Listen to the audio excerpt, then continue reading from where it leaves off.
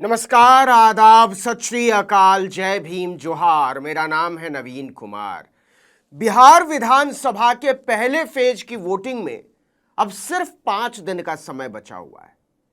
इसमें से चुनाव प्रचार के लिए केवल 3 दिन का समय है। तो इस समय जो सबसे पहला सवाल सबके जहन में है वो ये कि पहले फेज में किसका वजन ज्यादा भारी नजर आ रहा है, एनडीए या महागठबंधन, तेजस्वी या नीतीश। चेहरे यही दो हैं। दोनों ही गठबंधनों ने इसका ऐलान कर दिया है।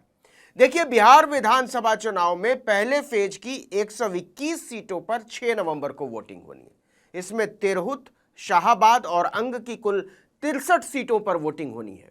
वहीं मिथिलांचल, कोसी और मगध की 58 सीटें हैं। इन 58 सीटों पर महागठबंधन के 61 प्रत्याशी चुनाव लड़ रहे हैं। इसी चरण में महागठबंधन के सीएम कैंडिडेट तेजस्वी यादव की सीट राघोपुर का फैसला भी होना है। इसके अलावा लालू यादव के बड़े बेटे तेज प्रताप यादव महुआ से, रघुनाथपुर से शहाबुद्दीन के बेटे ओसामा शहाब, तारापुर सीट से डिप्टी सीएम सम्राट चौधरी और सीवान सीट से दिग्गज मंत्री मंगल पांडे भी मैदान में। 5 मंत्री इस फेज में चुनाव लड़ रहे हैं। मैथिली ठाकुर और अनंत सिंह की सीट भी इसी फेज में, दोनों की सीटें फंसी हुई हैं। मढ़ौरा से एलजेपीआर की उम्मीदवार सीमा देवी की उम्मीदवारी रद्द होने की वजह से एनडीए के 120 प्रत्याशी ही मैदान में रह गए हैं। तो चलिए समझते हैं कि पहले चरण की 121 सीटों पर अभी तक का हिसाब क्या कहता है।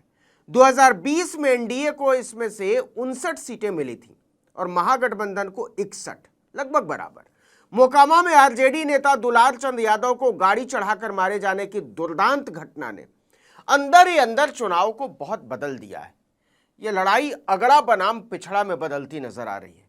लेकिन असल चाबी अभी भी महादलित और अति पिछड़ों के हाथ में है, जो नीतीश कुमार का कोर वोटर माना जाता है। सवाल यह भी है कि चिराग पासवान के भविष्य का क्या होने जा रहा है। पिछले चुनाव में चिराग ने नीतीश कुमार के साथ जो छल किया था उसका क्या बनने जा रहा है। हालांकि पिछली बार उनको सीटें एक भी नहीं मिली थी, लेकिन हरा दिया था 40 से ज्यादा। इस बार नीतीश चौकन्ने भी हैं और हमलावर भी। उनकी सेहत को लेकर चुनाव से पहले जिस तरह के कयास लगाए जा रहे थे उसका राजनीतिक असर जमीन पर बहुत दिखाई नहीं देता। सच यही है। आप किसी से भी बात कर लीजिए, वो नीतीश को लेकर किसी भी तरह से कटु नजर नहीं आते, उन्हें लेकर बुरी बातें नहीं करते और मोटे तौर पर उन्हें लेकर निराश भी नहीं है। लेकिन एक बात जो गौर करने वाली है वो ये कि एनडीए के समर्थक भी बिना नीतीश के एनडीए की कल्पना नहीं कर पाते। तो इसका असर क्या होगा, किसको फायदा होगा, किसको नुकसान। सबसे पहले तिरहुत, शाहाबाद और अंग की 63 सीटों का हिसाब समझते हैं।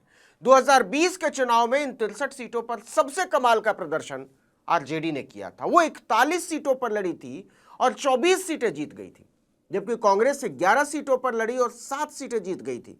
माले का प्रदर्शन सबसे शानदार था, 8 में से 5 सीटें जीत गई थी। सीपीएम 1 पर लड़ी थी और जीत गई थी। तो जो मौजूदा गठबंधन है उसने 39 सीटें जीत ली थी। वहीं एनडीए को केवल 24 सीटों पर संतोष करना पड़ा था, 15 सीटों का अंतर था। इसी वजह से पहले चरण में महागठबंधन को भारी बढ़त हासिल हुई थी। इस बार ग्राउंड पर एनडीए का आक्रामक अभियान साफ नजर आता है। वहीं महागठबंधन के समर्थक खामोशी से अपना अभियान चला रहे हैं। बीच चुनाव में 10 लाख महिलाओं के खातों में 10-10 हजार रुपए डाले जाने का असर गहरा है। इसे दरकिनार करना महागठबंधन के लिए घातक हो सकता है। 10,000 रुपए सीधे अकाउंट में जा रहे हैं। फ्री बिजली का असर भी लोगों में दिख रहा है। वोटर इसे खोना नहीं चाहते। उनके मन में एक डर है कि अगर नीतीश कुमार फिर से मुख्यमंत्री नहीं बने तो 10,000 रुपया मिलना बंद हो जाएगा और जो मिला है वो लौटाना पड़ सकता है। नीतीश कुमार अब भी बहुत लोकप्रिय हैं, खासकर महिलाओं के बीच, इसमें कोई शक नहीं है। यही वजह है कि बीजेपी ने चुनाव बाद मुख्यमंत्री तय करने की स्ट्रेटजी रातों रात बदल डाली और नीतीश कुमार को मुख्यमंत्री का चेहरा घोषित कर दिया। फिर भी हर कोई कहता है कि जातिगत समीकरण को देखें तो महागठबंधन एनडीए से बेहतर है। सीटों का बंटवारा भी उसने ज्यादा अच्छे तरीके से किया है। उपेंद्र कुशवाहा और सम्राट चौधरी जैसे 2 बड़े कुशवाहा नेताओं के बावजूद महागठबंधन ने इस वोट बैंक में अच्छी खासी सेंध लगाई है। यादव वोट महागठबंधन के पीछे अडिग है, लेकिन मुसलमानों को लेकर यही बात पूरी तरह से नहीं की जा सकती। वक्फ बिल और सीए एनआरसी पर नीतीश कुमार के रुख को लेकर वो निराश तो हैं, लेकिन जहां जहां जेडीयू के उम्मीदवार हैं वहां मुसलमानों के एक छोटे हिस्से का वोट उन्हें भी मिलेगा।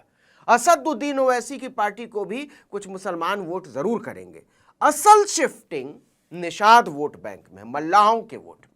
मुकेश सहनी को उप मुख्यमंत्री घोषित किए जाने का असर साफ नजर आता है। कुशवाहा वोट बढ़ सकता है क्योंकि दोनों गठबंधनों ने 23-23 कुशवाहा कैंडिडेट उतारे।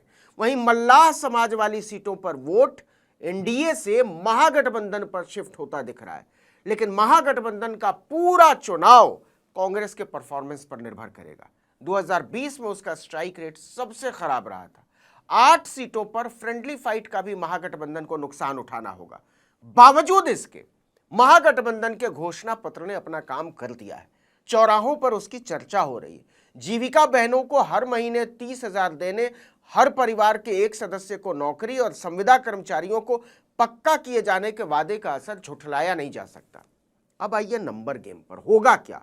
तो जो सबसे बड़ी खबर है वो ये कि पहले चरण में चिराग पासवान की लुटिया डूबती हुई नजर आ रही है, निपट जाएंगे।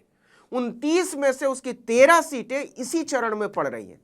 लेकिन आपको यह जानकर हैरानी हो सकती है कि पहले चरण में साफ हो जाएंगे चिराग।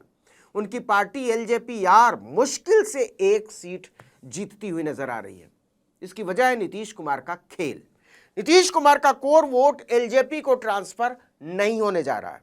जेडीयू का संगठन अंदर ही अंदर एलजेपी प्रत्याशियों की कब्र खोदने में लगा हुआ है। लेकिन बात इतनी ही नहीं है।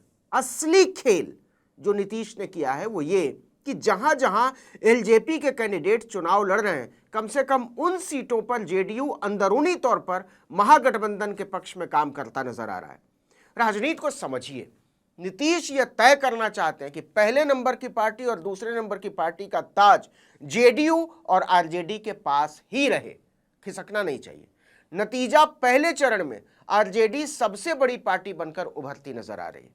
वहीं अगर पूरे महागठबंधन की बात करें तो उसे 65 से 75 सीटें मिल सकती हैं। वहीं एनडीए 50 से 60 सीटों के बीच कहीं पहुंच सकता है।